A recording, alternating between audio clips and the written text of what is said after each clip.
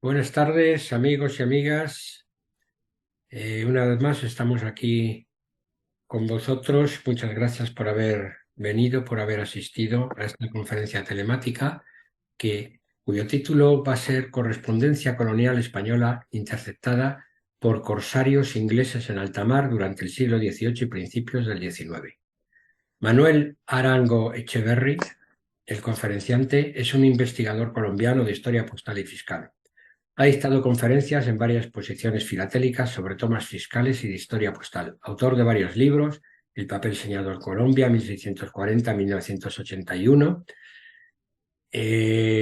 Coautor conjuntamente con Carlos Valenzuela de Recuperando nuestra prefilatelia a la luz de los archivos históricos colombianos. Historia prefilatélica y catálogo de marcas españolas de Colombia 1771-1859 y correspondencia colonial española interceptada por corsarios ingleses en alta mar durante el siglo XVIII y principios del XIX en 2020. Ha escrito numerosos artículos en diversas revistas nacionales e internacionales. Ha participado en muchas exposiciones filatélicas internacionales. Miembro del Club Filatélico de Bogotá y Medellín y de la American Philatelist Society, y realizó la lectura de su discurso de ingreso como académico de número con el discurso Correspondencia colonial española interceptada por corsarios ingleses el 6 de marzo de 2020 en Madrid. Pues muchísimas gracias, Manuel, por estar con nosotros. Es para nosotros un privilegio. Adelante cuando quieras. Muy bien, Raimundo, muchísimas gracias y a todos los presentes, pues muy contento de estar con ustedes y poder, digamos, compartir un poco de estas investigaciones que se llevaron a cabo, bueno, ya en dos ocasiones. Estuve en el 2018 y volví en el 2022, que pero ahí dicen que el que es caballero repite. Yo me enteré de esto a principios del 2018 porque hubo una visita a Bogotá de Rocío Moreno Cabanillas. Ella estaba haciendo su investigación sobre los correos de Cartagena y, bueno, muy al final de su visita nos encontramos un día y pudimos intercambiar información y ella me contó sobre estas cartas que había en Londres. Yo no tenía ni idea. Y de hecho es que hasta, bueno, ya han pasado varios años y no creo que han sido muchas las personas que sepan o que han sabido de este tema. Y por lo largo que es y por lo extenso es yo, con todo respeto, no me gusta comparar cosas, tal, pero yo pensaría que es el repositorio más grande que hay sobre historia postal en cualquier archivo en el mundo. Eh, Porque la cantidad de información que hay y cómo se conserva es inmensamente grande. Entonces, yo lo he disfrutado profundamente y bueno, entonces por eso quiero dar agradecimientos a Rocío y a una serie de personas. Randall Koch, por ejemplo, que es mi contacto allá, que la persona que maneja ya una parte de esos archivos. Ha sido una persona muy, muy amable y siempre me ha acompañado enormemente durante mis visitas. Y por supuesto a José Antonio Raiz por todos sus consejos y ayudas en cuanto a redacción del discurso, Yamil y por supuesto Jesús ya, que son los especialistas en Perú. Yo de filatelia pues no conozco mucho y mucho menos de Perú. Entonces ellos me guiaron mucho y me indicaron muchas cosas para poder desarrollar el discurso. Entonces tenemos que hablar un poco de los archivos en Kew Garden. Eso están situados al suroeste de Londres, en un sitio muy lindo, porque por ahí cerca está el Jardín Botánico. Eh, las facilidades son absolutamente extraordinarias y en eso tengo que hacer una diferencia, digamos, con los archivos españoles, y es que en los archivos españoles, desafortunadamente, a uno no le dejan tomar fotografías. Es una política que tienen y es muy respetable. Pero en Londres, a diferencia de muchas partes, sí lo permiten. De hecho, si ven en la margen inferior izquierda es una fotografía de la sala de consulta, y cada mesa tiene un trípode o un aditamento especial para usted poder organizar su cámara en caso de que quiera tomar las fotografías correspondientes. Eh, Y a la derecha, pues es una parte de todos los, los bodegas donde está guardada toda la documentación o gran parte de la documentación. Los archivos en Inglaterra tienen otra particularidad, es que, por ejemplo, eh, ellos prohíben el uso de guantes, sobre todo los guantes de látex, porque ellos aseguran que al ponerse un guante, se pierde la sensibilidad en los dedos. Luego eso puede, de un momento a otro, puede, digamos, afectar la condición física de un documento y por eso no lo reciben mucho. Y lo otro es que te permiten tomar fotografías. Entonces, eso facilita mucho, pues, la investigación y sobre todo a las personas que no tenemos mucho tiempo para ello. Así que ayuda enormemente. Entonces, ¿qué tenemos como antecedentes? El tema de los corsarios. ¿Y qué es un corsario? Pues sencillamente es un pirata que tiene un permiso y, para poder actuar en nombre de una autoridad, y el pirata pues sencillamente es un bandido que andaba sin licencia. No hay mucha diferencia entre el uno y el otro, sencillamente. ¿Y quién utilizaba los corsarios? Bueno, los corsarios han existido desde muchísimos años. De hecho, por ejemplo, el primer gran botín que interceptaron los franceses fue el famoso tesoro de Montezuma en 1521. Venía un grupo de galeones desde Veracruz con todo el tesoro de Montezuma y fue asaltado por los franceses. Y en algún momento y se apoderaron de millones en oro y plata que venía de esa tierra. Allí aprendieron los españoles que los barcos no podían venir solos, sino que tenían que hacerlo básicamente en convoy. Y entramos al tema de lo que se llama los price paper o los papeles del premio. ¿Y por qué papeles del premio? ¿Por qué el premio? Porque cada captura de un barco la consideraban un premio y crearon unos tribunales para poder funcionar y legalizar estas capturas. En muchas partes del mundo se establecieron, especialmente en Inglaterra, que tiene pues una legalidad de muchos años, y ellos crearon el alto tribunal del almirantazgo sobre el premio. Cada captura se llamaba un premio, un prize, y por eso todo el fondo se llama los papeles del premio, los prize paper.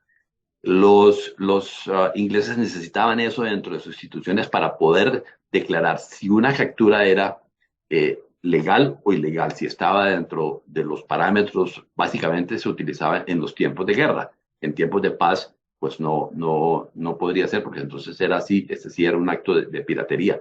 Pero en tiempos de guerra funcionaba muy bien porque, por un lado, le mermaba al enemigo una nave que pudiera ser utilizada en su contra, y aparte de eso, pues se beneficiaba económicamente de todo lo que traía el barco. Llámese la carga, llámese lo que tuviera y la inteligencia que pudiera obtener de la documentación. Aparte de la parte de inteligencia, también la usaban para poder aportarla durante los juicios. Aquí vemos a la izquierda un dibujo de un tribunal de esos, que generalmente estaban en Southampton, que era mucho más fácil, llevaban casi siempre todos los barcos allá, y una vez el tribunal definía si la captura era legal o ilegal, entonces hacían la repartición. El Estado se quedaba con una parte, o sea, la corona inglesa se quedaba con una parte y la otra parte la distribuían, y había unos procedimientos para ese tema. Entonces eso apareció desde 1357, hubo el primer caso de esos. En Francia lo hizo posteriormente y en Escocia en el siglo XV. Entonces, con todos esos cargamentos, los británicos interceptaron una enorme cantidad de cartas y documentos.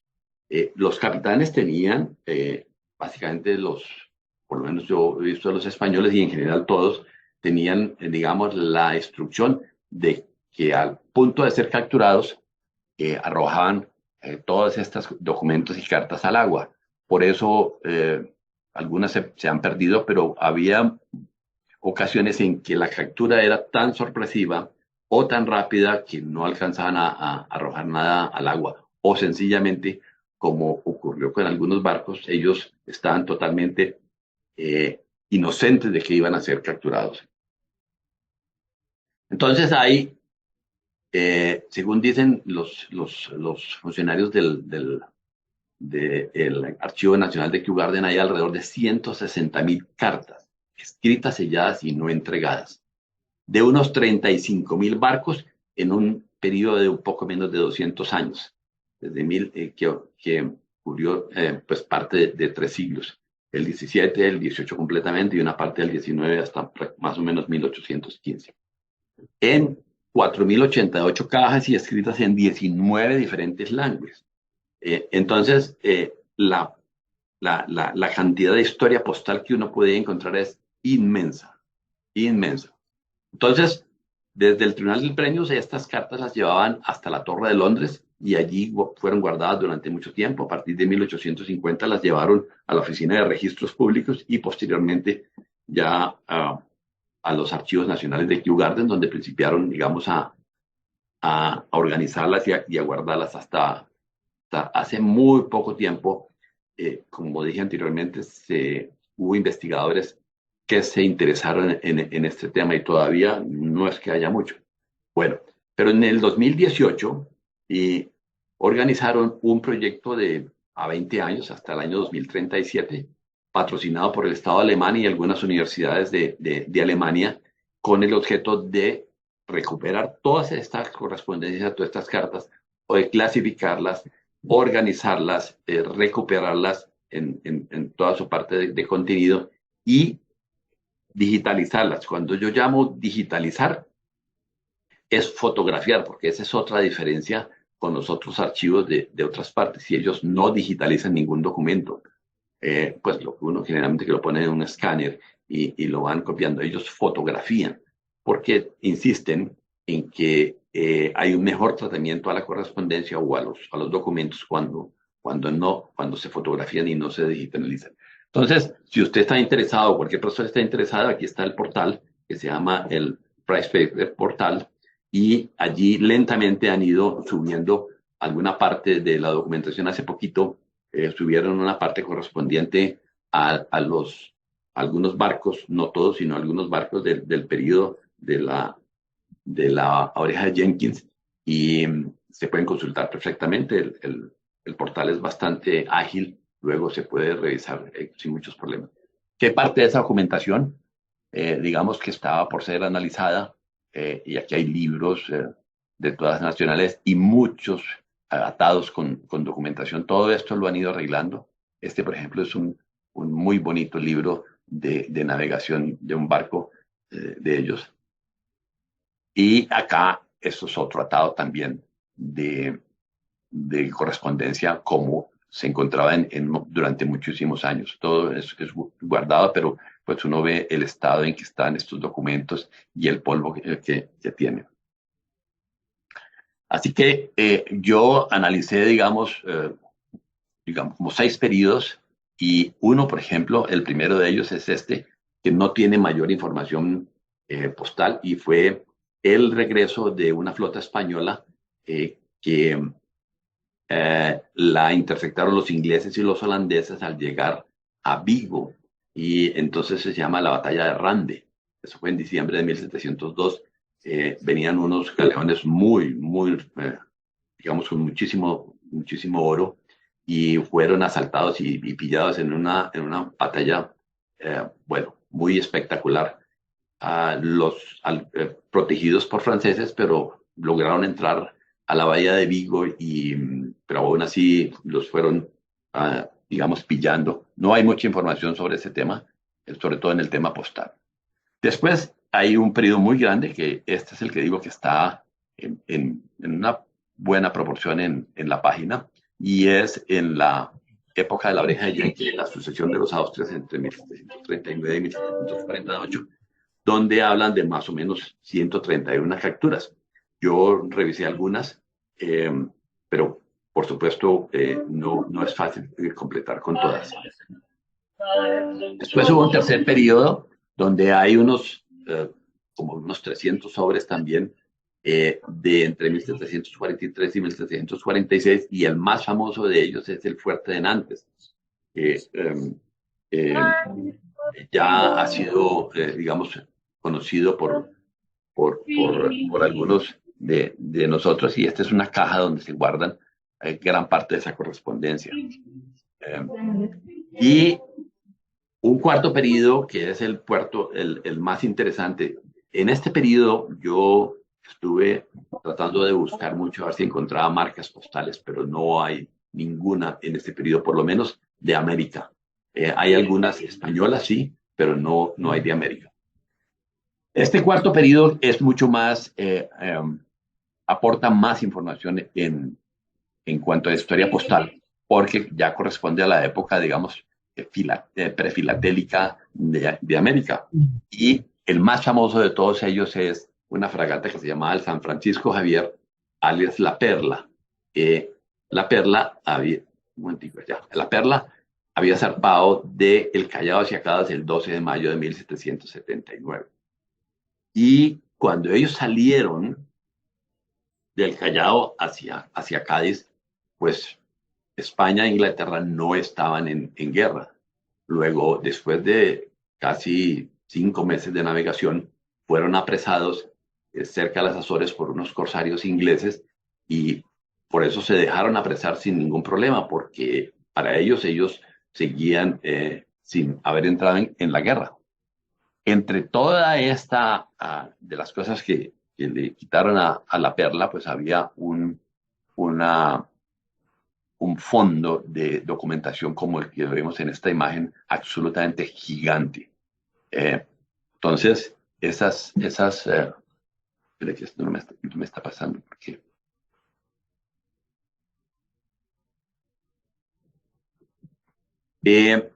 la primera persona que realmente se interesó en estos archivos se llama Javier Lamíquez. Javier Lamíquez es un profesor de historia, un doctor que sacó su doctorado precisamente investigando estos documentos, y él escribió un libro que se llama Trade and Trust in the 18th Century Atlantic War, y él habla de 1529 sobres que encontró durante su investigación. Yo solamente encontré 1463 en el momento en que estuve funcionando allá. Pero en los despachos de José Antonio Pando, que ahorita vamos a ver los dos despachos que él firmó y encontró, hablan de 1503 sobres.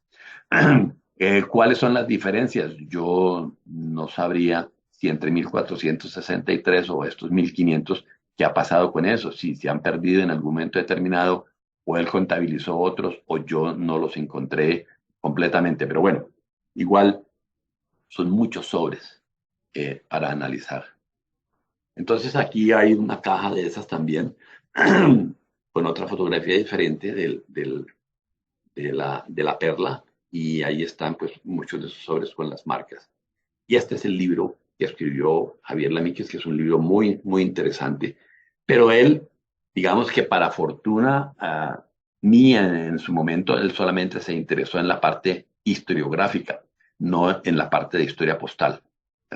Realmente no le prestó ninguna atención, sino que toda la parte de los contenidos, él tuvo mucho tiempo allá y pudo, digamos, analizar y revisar todos los contenidos y lo que escribe de una parte a la otra, y él ha escrito varios artículos de esos, y este fue su libro digamos, su tesis de grado. Entonces, Pando, y estos se llaman los estados de correspondencia. Primero hizo uno primero, donde él habla de cartas sencillas, dobles, triples y de pliegos, en total 6, y los valores correspondientes en reales de Bellón. Entonces, 12.775 lo que correspondía a los reales de Bellón. Y la parte de las cartas francas, pues se pagaba en reales de plata fuerte, porque eran, digamos, porteadas en en el Perú. Pero las otras eran a pagar en destino, entonces esas se pagaban en reales de Bellón. Pero igual él, de todas maneras, hacía la recopilación de todas estas cartas. Y aquí a la parte izquierda están hablando de las certificaciones.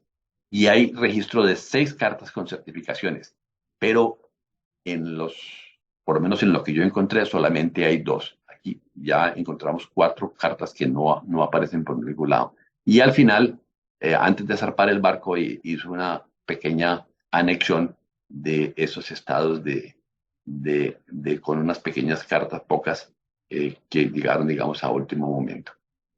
Entonces aquí está un resumen de esas cartas y los portes correspondientes en reales de plata y en reales de vellón, porque había, bueno, digo, cartas francas, que son las que se porteaban antes de salir, y había pues sencillas, dobles, triples y de pliegos, y la gran mayoría eran cartas de pago, es decir, a pagar en España cuando el barco llegara.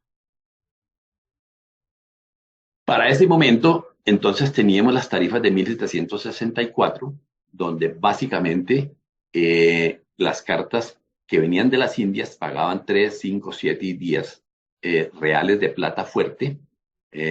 Recordemos que hay una diferencia de 2,5 reales de plata, digamos de vellón por cada real de plata. Luego, para la corona y para la organización de correos era mucho más conveniente y más beneficioso que las cartas se portearan en América. Pero en eso había muchas divergencias y muchos, digamos, decisiones de los administradores de correos de una parte y la otra para tener el control. Los españoles, sobre todo en La Coruña, querían que todas las cartas llegaran allá y que ellos las pesaban y las distribuían de acuerdo al peso. Pero para otros funcionarios, sobre todo los de América, pues era mucho mejor en reales de plata fuerte porque les daba un mayor beneficio y podían, digamos, presentar a la corona unos mejores resultados. Y aquí hay una proyección de las cartas. ¿Por qué esta proyección? Porque, pues, para poder uno mirar ahora unas cartas, porque entre esas 1.500 y tantas cartas hay de todas clases y condiciones. Entonces, con esta tabla y siguiendo la tabla, pues uno se puede dar una cuenta más precisa de cómo era la proyección de los portes a pagar. Perdón un segundo. Bueno, yo, después de haber analizado toda esta información, hice una tabla dinámica en Excel y este es, digamos, un pantallazo de la primera parte, donde usted puede muy fácilmente identificar todas las diferentes cartas, las 2.145 que yo registré, y cada carta tenía un número. Ese número ha sido manipulado a través del tiempo por varias personas, no sabemos ni cuándo ni cómo, pero ha cambiado en algunas de ellas, les han tachado un número y les han puesto otro. Hay cartas dobles, o sea que tienen doble numeración, hay cartas que no tienen numeración y hay de todo lo que usted quiera. Entonces, también se puede identificar a quién iban las cartas y, por supuesto, los destinos, los portes, si tenían portes, y algunos datos adicionales que hacían en los sobrescritos. Luego, con esta tabla dinámica, realmente encuentra muchísima información.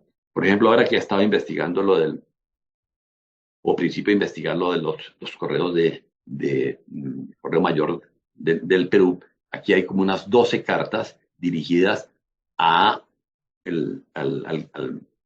Fermín de Carvajal, que fue el último Correo Mayor cuando ya estaba en España, pues ya había dejado de ser, digamos, Correo Mayor en el Perú, pero todavía tenía el título, porque el título se lo dieron a perpetuidad cuando hicieron las negociaciones con la corona española. Muy bien. Y estoy buscando los contenidos. Entonces aquí estas son las marcas filatélicas encontradas. Hay, curiosamente, todas menos una vienen de Lima, porque hay una que viene del Cusco, a una persona que estaba en Lima, pero no la encontraron, y entonces la carta supusieron que la persona estaba en España y la redistribuyeron a a España con la marca Perú. Pero hay todas estas otras, y por ejemplo, cartas de estas que tienen España son cartas que eran cartas dobles, o sea, que vinieron de España, tenían la marca y luego las devolvieron sin marca al, a, a España, porque eran cartas, digamos, sencillas, y las cartas sencillas de pago no les ponían el porte correspondiente. Entonces estamos hablando de 2.145 cartas. ¿A cuántos destinos? Muchísimos destinos. Y esto es más o menos una indicación de los diferentes destinos, y hay muchísimos sitios de una sola carta. Por ejemplo, hace poco que estábamos en una charla alguien nos estaba hablando de Ciudad Real, y hay una carta de esas dirigidas a Ciudad Real, una única.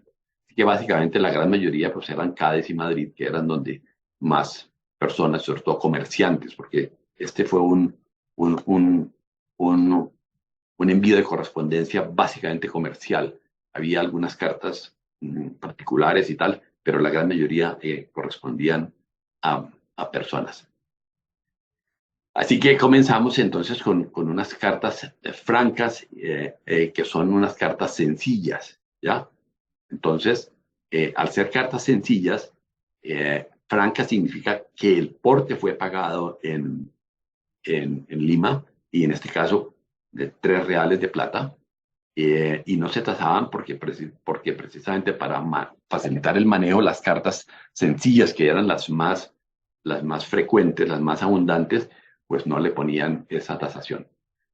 Aquí hay otra de ellas también, y esta no dice franca, sino que dice sencillamente Lima. Entonces esta era una carta de pago a cubrir por 4 reales cuando se llegara a su destino en España.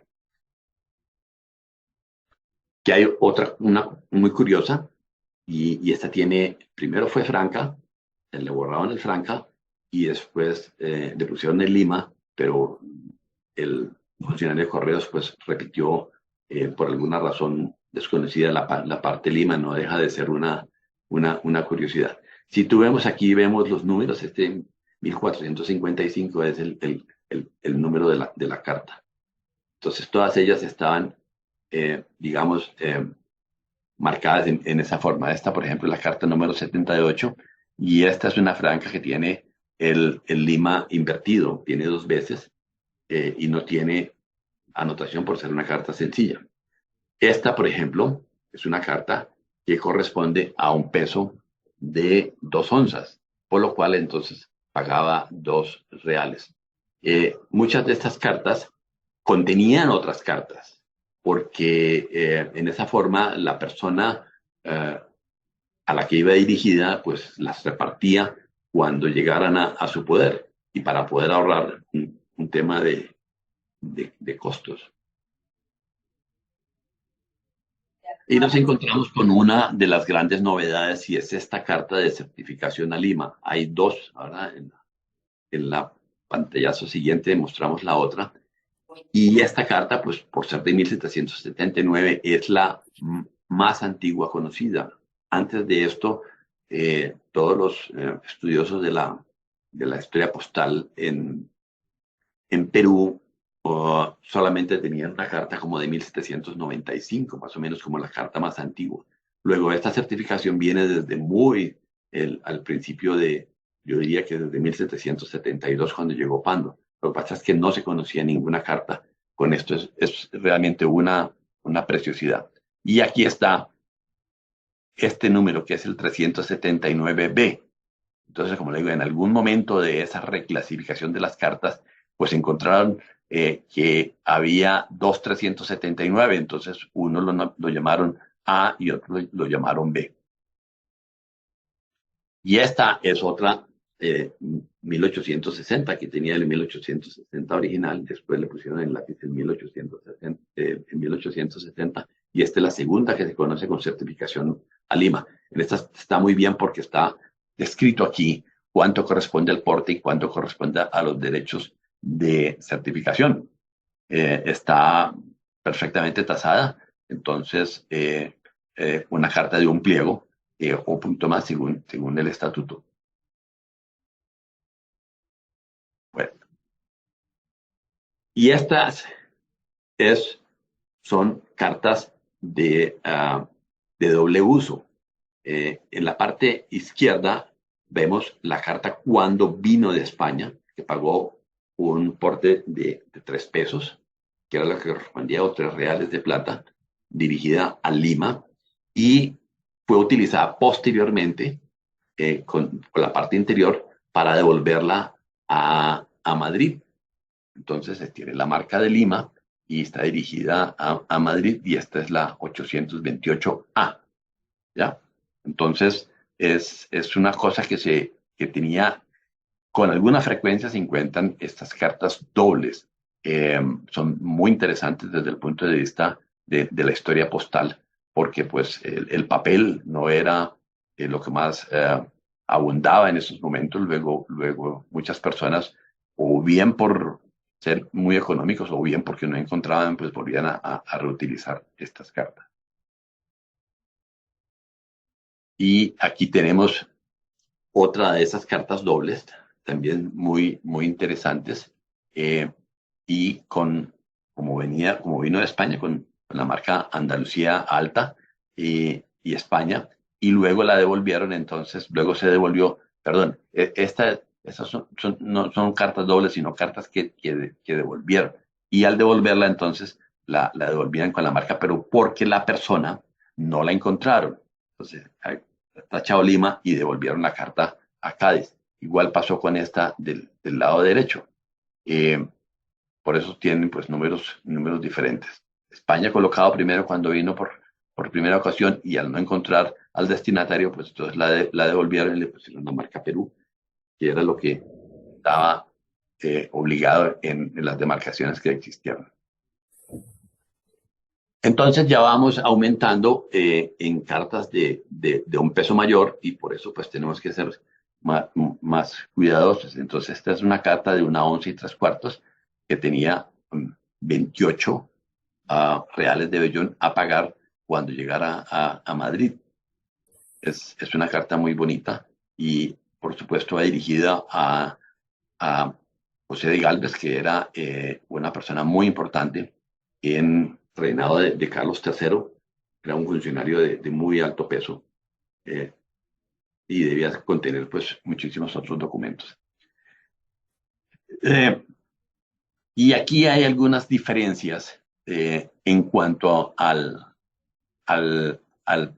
porte que debía pagar las cartas. Esta, por ejemplo, eh, dice 40 y realmente debía ser 41, porque era lo que correspondía a 2 onzas y media. ¿Se equivocó el funcionario? Muy posiblemente sí. Y en esta es 56 y debía ser 57. En su momento, José Antonio Herraiz me hizo este comentario que me parece muy apropiado, sobre todo para los estudiosos de las tarifas de la historia postal. Y voy a leerlo porque me parece que es muy pertinente. Dice: a veces nos encontramos con cosas que no sabemos explicar y que nos dejan perplejos. Y también sabe que lo último que se me ocurre es decir que se trata de un error del correo, algo que puede ocurrir, aunque normalmente el errado es quien no sabe interpretar lo que está viendo. Ante estas situaciones, creo que lo mejor es tener una actitud prudente, esperar e investigar más. Y así debe ser, porque no necesariamente todo lo que uno ve pues, es cierto, y debe haber alguna razón por la cual esa tarifa está así, o no la sabemos interpretar, o no tenemos los suficientes conocimientos para ello. Eh, Hay casos como este, por ejemplo, que tiene 68 reales de vellón a pagar. Hay solamente 2 cartas de estas conocidas en este gran paquete de cartas, y esta es de 96. También hay 2 cartas solamente que forman parte de este archivo. Ya vamos aumentando. Aquí llegamos a una de 124 reales de vellón, que corresponde a 7 onzas y 3 cuartos. Esto debía contener también muchísima correspondencia adentro. El sobre está pues en muy mal estado, porque seguramente lo maltrataron ya muchas veces. Esta es más grande, ya son 416 reales de Bellón, y también dirigida a José Gálvez. Muchísima información. Es la única que se conoce con este porte. Pero, como dicen por ahí, la mamá de los pollitos es esta de 848, también dirigida a José Gálvez, y corresponde perfectamente a una carta de 53 onzas. Pues una carta de 53 onzas, un paquete, es un paquete muy, muy voluminoso. Este pues, lo mandaba el virrey del Perú, luego había contener muchísima documentos de gobierno en este momento. Es la única carta que se conoce con este peso y de estas condiciones.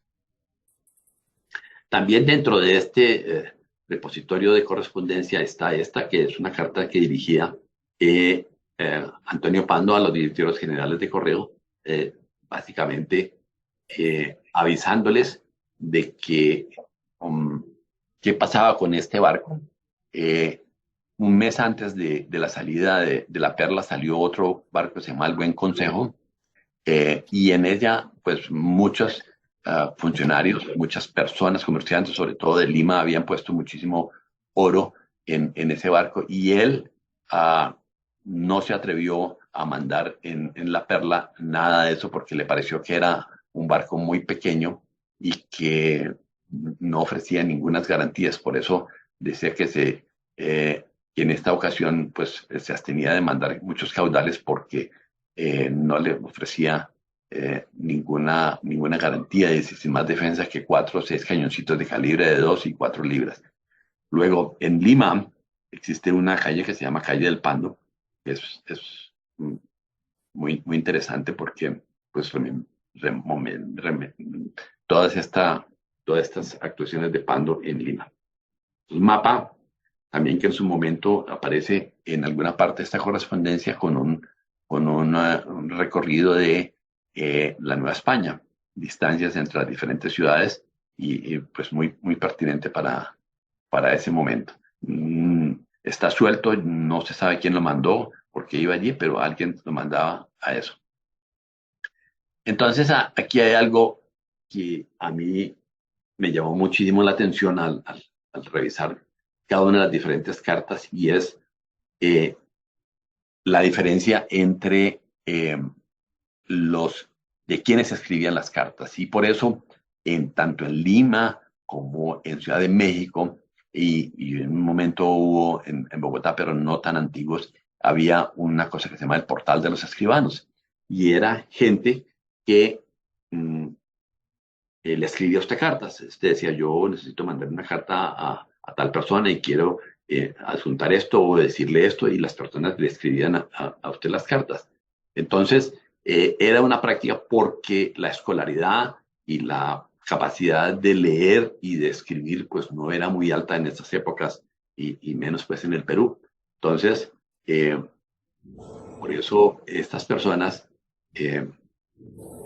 utilizaban esos escribanos para esto. Y por ejemplo, es un tipo de letra. Si analizamos cuidadosamente estas diferentes cartas, todas tienen el mismo tipo de letra. Quiere decir que fueron escritas por la misma persona, pero los destinatarios son totalmente diferentes. Hay a Cádiz, hay a Bilbao, Sevilla, bueno, y diferentes personas. Luego, no era que una misma persona le mandara, y hay todas estas. Mire, son 2, 4, 6, 8, bueno, hay como esas 20 o 25 cartas, todas dirigidas a diferentes personas con este tipo de letra. Luego, esto me da a mí me hace reafirmar mi aseveración de que todas fueron escritas por un escribano, a petición de muchas personas. Bueno, ya hay otro periodo analizado, ya terminando con la Perla. Como le digo, si seguimos hablando de la Perla, hay muchísima información, y en la parte historiográfica, pues ni hablar. La Miquis, como le digo, ha hecho una verdadera, digamos, no hazaña, pero sí se ha dedicado muchísimo y ha escrito muchos artículos correspondientes a los intercambios comerciales, a la forma en que los las personas de una parte la otra. Un último trabajo que hizo se llamaba Los préstamos a riesgo de mar, que era cómo se financiaban los comerciantes al enviar sus mercancías, de todas maneras asegurando una parte de ellas para evitar pues, los riesgos de pérdida. Bueno, y hubo otro periodo analizado que son eh, muchísimas cartas. 4.500 cartas hay guardadas en lo que se llama la toma de San Eustaquio, que ocurrió en 1781. Y este es un caso muy simpático de la historia inglesa, porque los ingleses con el almirante Rodney le declararon la guerra a Holanda en San Eustaquio, pero no les avisaron. Entonces aparecieron en San Eustaquio en febrero de 1781 y habían en ese momento alrededor de 130 barcos fondeados y había un convoy que había salido unos días antes con unos 8 o 10 barcos y lo persiguieron, le echaron mano y lo devolvieron a Eustaquio. Ellos realmente saquearon todos estos barcos y muchísima correspondencia. Toda esa correspondencia la mezclaron y finalmente pues quedaron, como le digo, esas 4.500 cartas de las cuales yo estoy hablando están todas mezcladas. No se sabe, hay muy pocas que se sabe de qué barco venían, pero están en muy buenas condiciones. Yo las revisé y están y muchas de esas, casi que todas estas cartas están en los archivos ya compartidos con los archivos holandeses donde se pueden, digamos, consultar. Lo que pasa es que todas están escritas pues, en holandés. Hay muy pocas de ellas escritas en español y son estas dos que tienen una característica muy especial y es que aparte pues de un barco de esos que vino antes, pasó por Puerto Rico, luego pasó por San Eustaquio y allí recogió esta correspondencia dirigida a Madrid y tiene con la marca de Islas de Barlovento como correspondía. Eran cartas a pagar en España, pero tenía algo muy interesante que se llama las cartas francas personalizadas, y en este caso es Franca Henry porque el administrador de correos se llamaba, era de apellido Henry. Entonces, esta marca, hay un buen artículo de esto en la Academia, creo que es en el 11 más o menos, que escribió Cecil Grisón y otros académicos sobre las marcas francas personalizadas. Generalmente en la Nueva España, no en La Habana y no en Sudamérica. Básicamente es de la Nueva España. Es muy interesante este tema. Bueno. Y hay otro periodo, que es el sexto y el séptimo, que fueron los últimos periodos entre 1796 y 1802, y el otro entre 1804 y 1809, fueron en periodos en que España e Inglaterra pues estuvieron en guerra. Y de allí hay pues algunas cartas interceptadas, por ejemplo esta que es muy interesante, que viene de Puerto Cabello, en 1799 en la goleta Nuestra Señora del Pilar. Y este es uno de los registros de embarque. Los registros de embarque principiaron en 1778, por lo menos se dio la primera instrucción de que todos los barcos que salieran de América o de España en cualquiera de los sentidos tenían que tener un registro de embarque. Este corresponde a Santa Marta. Lo que pasa es que aquí se perdió el Santa Marta, que debía estar en la parte de acá, o lo pusieron sin que el Santa Marta se viera, pero la marca corresponde a Santa Marta en Colombia, y es un registro de 1807 en la Poláquera Nuestra Señora de los Dolores. Es muy bonito esos registros de embarque. ¿Qué pasó a partir de 1779 en que entró una nueva legislación de tarifas y ya el tema de Indias y España dejó de utilizarse porque ya pasaron a clasificarse en nuevas demarcaciones? Entonces debía aparecer Islas de Barlovento, Santa Fe, Perú, Chile, Filipinas, Guatemala y tal, pero también con un aumento en las tarifas. Pero curiosamente estas tarifas aumentaron, pero en reales de bellones. Las tarifas a reales de plata, o sea, las cartas francas, que salían de América hacia España no cambiaron su valor por la diferencia de los 2.5 reales entre una tarifa y la otra. Y ni a los unos ni a los otros les interesaba cambiar ese valor. Luego, todas las cartas francas continuaron, por lo menos en la parte de Perú y de la Nueva Granada, continuaron con el mismo valor hasta que se acabó la dominación española. Algunas, digamos, en Buenos Aires y en Chile, sí, estas tarifas sí alcanzaron a cambiar. Lo otro importante es que ya las cartas dejaron de ser sencillas, dobles, triples y de peso, sino que pasaron a, mm, a la clasificación en adarmes. Entonces, hasta 5 adarmes de 6 a 7, 8, 9, bueno, 1, 2, 3, 4, 5, 6, 7 diferentes clasificaciones hasta llegar a la onza. Entonces, así que a partir de este momento todas las cartas principiaron. En las que hemos podido analizar, o por lo menos yo he podido analizar cartas que vienen del Virreinato de Buenos Aires, los funcionarios principiaron a partir del año 1800 más o menos, y de pronto poco antes, no sé, yo pensaría que no, a colocar este numerito. Y este es un 6. Y el 6 corresponde a lo que habíamos dicho, una carta de 6 a 7 de armas. ¿Y por qué lo hacían así? Porque ellos, pues para poderlas separar más fácilmente, las hacían en esta forma y las clasificaban. Esta, por ejemplo, no tiene ninguna numerito, entonces debe corresponder a la carta hasta 5 adarmes, que son las cartas de menor peso. Para esta época ya había una instrucción que estaba muy definida en que se les prohibía a los funcionarios en América a clasificar las cartas por su peso, sino que eso las tenían que hacer en La Coruña. Hubo una disputa bastante fuerte entre ambas administraciones y finalmente La Coruña venció en eso y dijo que ellos eran los que tenían que hacer la clasificación final del porte a pagar. Como esta era pequeña, pues de 5 años no tenía ninguna clasificación. Y es muy curioso porque aquí hay un pariente mío que seguramente está en el comercio por esos lados. Esta es un barco de esos capturados, muy interesante, y pues ahí vemos cómo está esta correspondencia, que eran muchísimas cartas. Un barco que salió en 1802 entre Cádiz y Montevideo, y aquí está cómo estaba guardado, porque yo creo que yo abrí esta caja en un momento y esto no lo ha tocado nadie, por lo menos en más de 100 años, diría yo.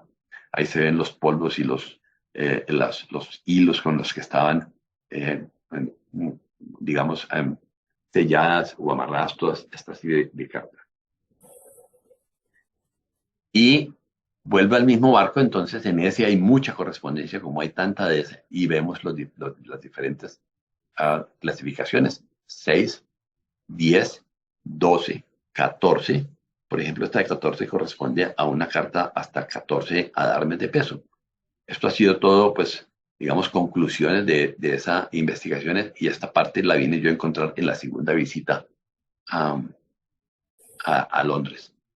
Entre ellas también está esta carta de doble uso que vino desde Barcelona a Montevideo, básicamente Mataró, y aquí la devuelven otra vez a Barcelona como una carta de 6 adarmes de peso. Entonces, es muy interesante. Ya para finalizar, nos encontramos con este bergantín que se llama Nuestra Señora de Iciar, que fue un barco que también hay muchísima correspondencia, y lo debieron haber apresado sin pérdida de ninguno de su documentación, porque él salió inicialmente de Lima para Guayaquil, y aquí está el primer registro de embarque de la salida en el Callao con destino a Guayaquil. Y este segundo ya es el registro de embarque en el segundo tramo, desde Guayaquil a Cádiz. Y está marcado Guayaquil, Franca, se pagó eh, en teoría 34 reales y con la marca Perú, ah, digamos, de Ecuador, de Guayaquil, porque este es un Perú diferente al Perú que utilizaban en el Perú. Pero aquí también hay una diferencia en cuanto al estudio de los portes, porque si uno dice que pagó 34 reales, esto corresponde a 2 onzas y media, ¿ya? Y aquí tiene 2 onzas y un cuarto. Entonces, lo correcto hubiera sido que debía haber pagado 23 reales. Entonces, hay una discrepancia entre este valor que no corresponde a los 34 reales. ¿A cuál creerle? Pues de pronto a estos 34 fue lo que debía haber pagado. Eh, pero bueno, ahí quedará para la posteridad. Esto es una de las cosas que, como le digo, uno se queda como sin una explicación clara.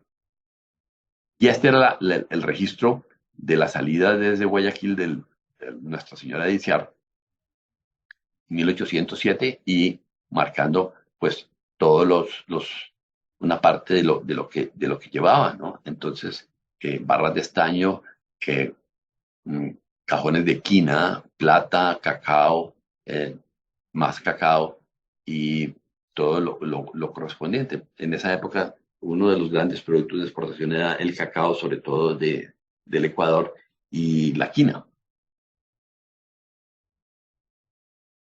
Y en uno de esos paquetes grandes aparece este letrerito que es muy interesante y es muy significativo acerca de la preservación de la correspondencia. Dice, si se encuentra enemigo, no se bote al agua. En el primer puerto de España se pone en el correo. Bueno, este por supuesto nunca llegó, no lo echaron al agua, pero tampoco lo pusieron en el correo porque nunca llegó a sus destinatarios. Y ya para concluir, y hablando de los registros de embarco, este no corresponde a ninguno de esos barcos, sino que fue una de mis investigaciones en el Archivo General de la Nación en Bogotá, y aparece este registro de embarco de 1780, que es muy interesante, con esta marca que por lo menos en los libros de Guinaud y Tesson no aparece. Así que era como un aporte a esa parte de los registros de embarque que me pareció muy interesante. Bueno, de todo esto yo hice mi discurso y esta es una portada, digamos, del libro que hice yo por mi cuenta. Es muy exactamente igual al, al discurso que fue publicado por la academia, pero pues quería compartir con ustedes esta parte.